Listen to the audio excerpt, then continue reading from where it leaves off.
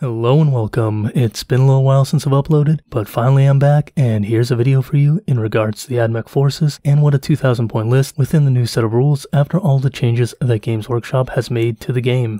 To begin with, in this video we'll be looking at a 2000 point army list for the Adeptus Mechanicus forces.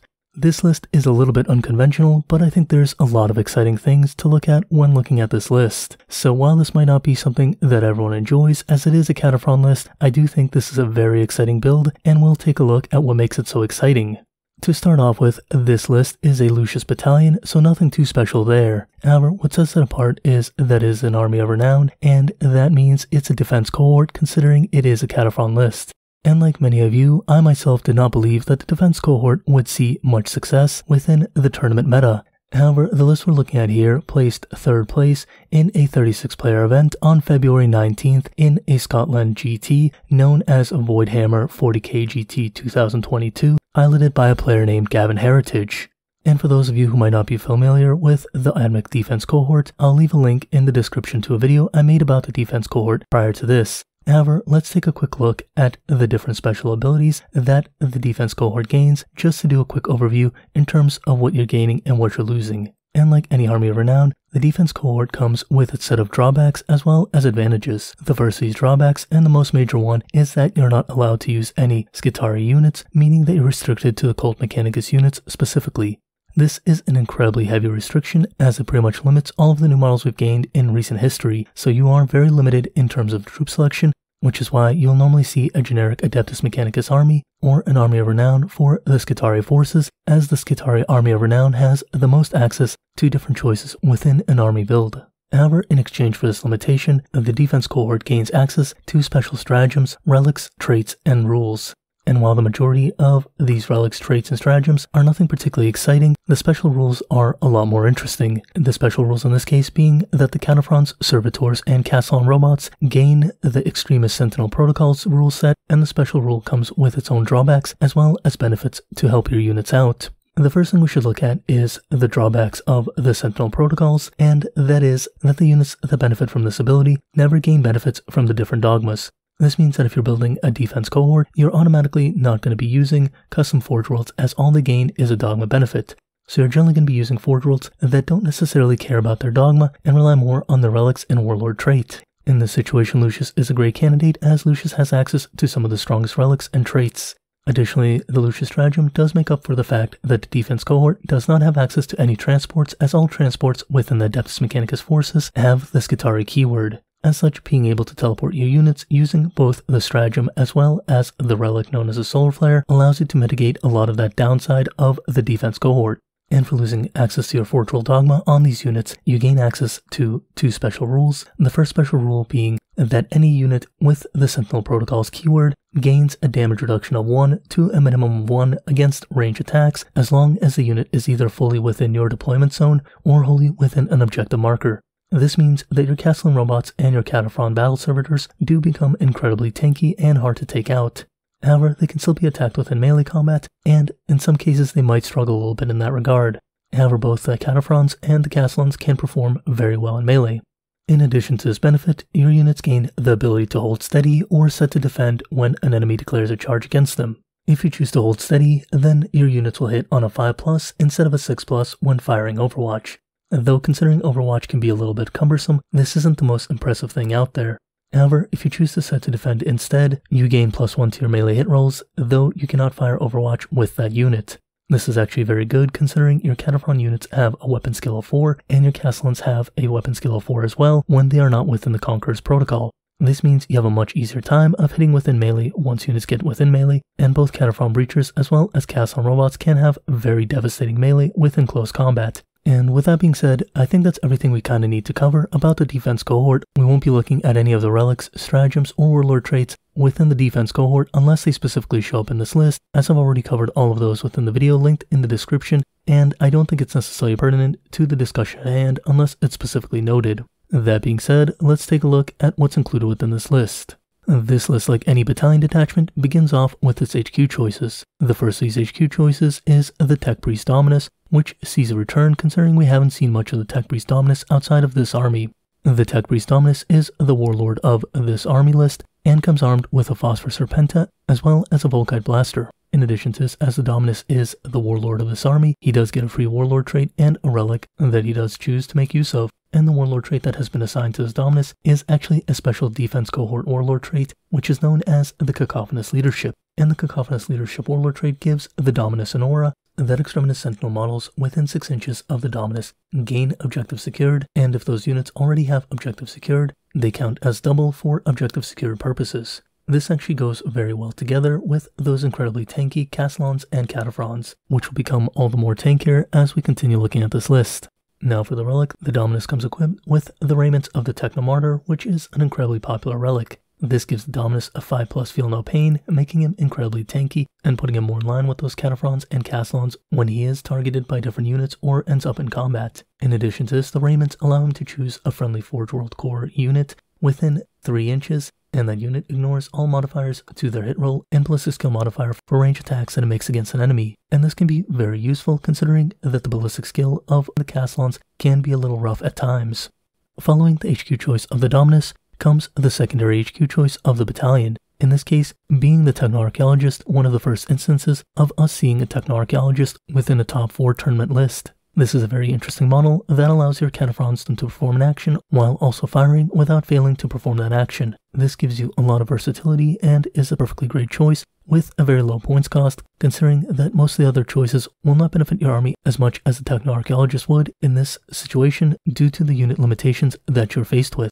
After the 2 HQ choices, the list includes a total of 5 different troop choices, and each of those troop choices is identical, being a unit of 3 Kataphron Breachers. Each of those units is armed with arc claws as well as heavy arc rifles. And I'm a little surprised not to see any hydraulic claws considering how good the hydraulic claw is within the current edition, and considering it does not cost any additional points. That being said, this might just be because the player modeled their units without magnetization and they're now a little bit stuck using their arc claws as opposed to the hydraulic claw. That being said, it can also be a conscious choice as the arc claw is not particularly far behind the hydraulic claw. In addition to that, it does gain certain benefits against vehicle targets, which may mean it is a meta choice. Now moving on, after the troop choices, we get to the lead choices. The lead choices are composed of 5 different units, the first 3 of those units being a unit of 5 Corpuscari Electro Priests. And these Corpuscari Electro Priests are most likely objective holders, considering they're a rather cheap unit, and they're rather easy to put into Deep Strike thanks to Lucius Stratagem, as well as being easy to put into strategic reserves, while being able to put out some damage and be a bit of a nuisance to your opponent. Though with that being said, I'm guessing they're a little bit more an objective holder. The 4th lead choice is a single Datasmith, so this means you're going to be seeing some Kastelans within the list.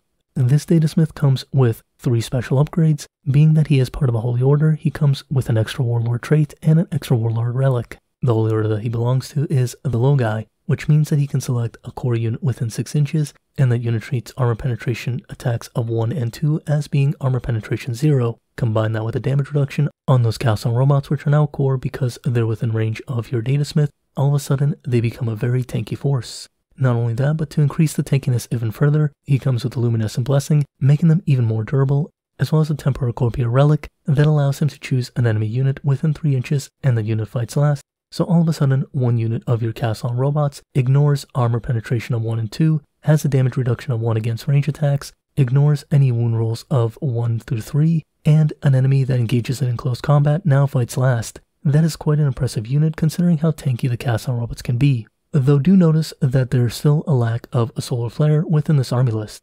This means that most likely this Datasmith, along with that Dominus, partner together to march a unit of Kastelan robots up the battlefield. So what happened with that solar flare? Well, that is answered by the 5th elite choice, which is a second Datasmith. Once again, this Datasmith has a Holy Order, an extra trait, and an extra relic. The Holy Order in this situation is the Artisans, which allows this Datasmith to select a unit and it can charge or shoot in the turn that has fallen back. In both cases, this works rather well with a unit of Kataphrons or Kastelans, and it allows it to make further use of that ability to hold steady or set to defend. In addition to that, in the second mode, it allows the Datasmith to give +1 strength to ranged attacks, meaning that all of a sudden the Incendiary Combustor goes up to a strength of 6, while the Phosphor Blasters go up to a strength of 7, which isn't the most important, but can have certain applications within certain games.